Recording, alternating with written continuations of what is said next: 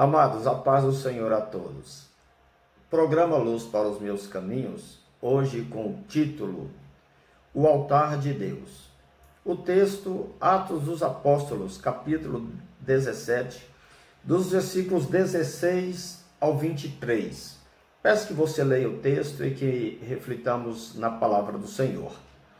Eu quero frisar o versículo 23, que na Bíblia, na linguagem de hoje, diz assim: pois enquanto andava por aí, vi os muitos altares de vocês, e um deles tinha esta inscrição: ao Deus desconhecido. Vocês têm adorado a Deus sem saber quem Ele é, e agora eu quero falar a respeito dele a vocês.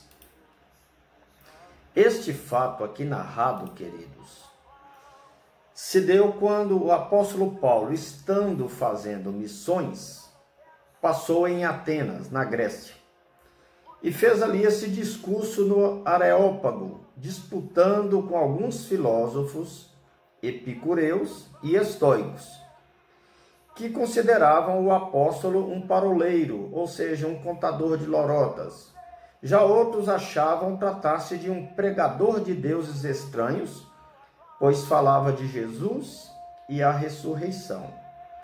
Paulo, então, vai lhes dizer exatamente isto. Parte do que ele disse é isso aqui.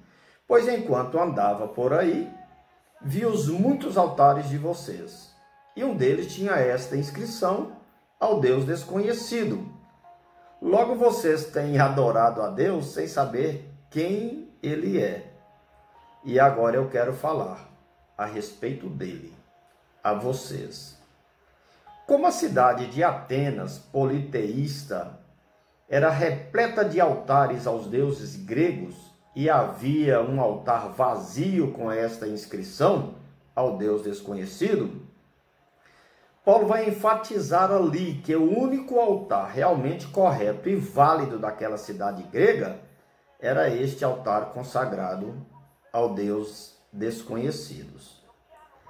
Mas também, irmãos, já houve ocasiões em que o único povo moniteísta do mundo aproximou-se dos altares de deuses estranhos. A exemplo do rei de Judá, Acás, que chegou a queimar seu próprio filho em sacrifício a um deus gentil.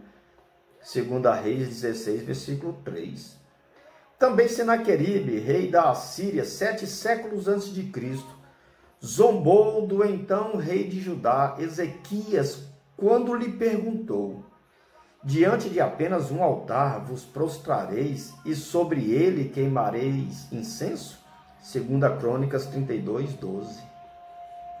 A questão é que a convicção e o sucesso de Ezequias está exatamente neste fato. Só há um altar no qual se adora e se faz oração. É como também afirma o apóstolo Paulo: há um só Deus e um só mediador entre Deus e os homens, Jesus Cristo. 1 Timóteo capítulo 2 e versículo 5.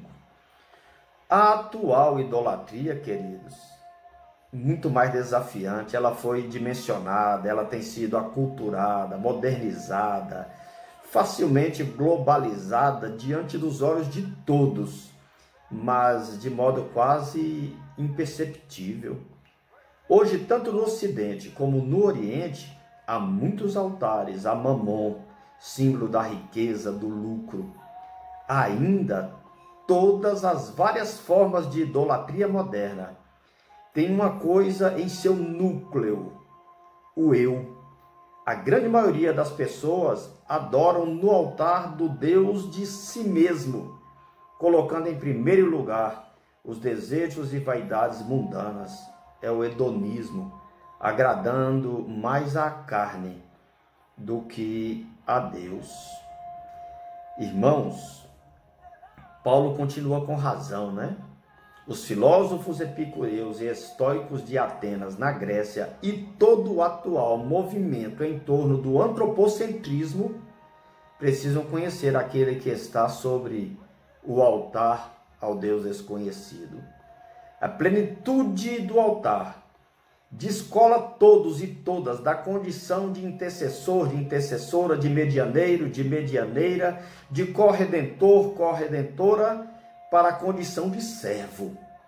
Vês que o altar é do Senhor e ali só cabe um. Por fim, a plenitude do altar obriga todos os cristãos em eminência a comportar-se como Pedro, pois ele se comportou face ao centurião Cornélio, que se ajoelha diante dele e o adora.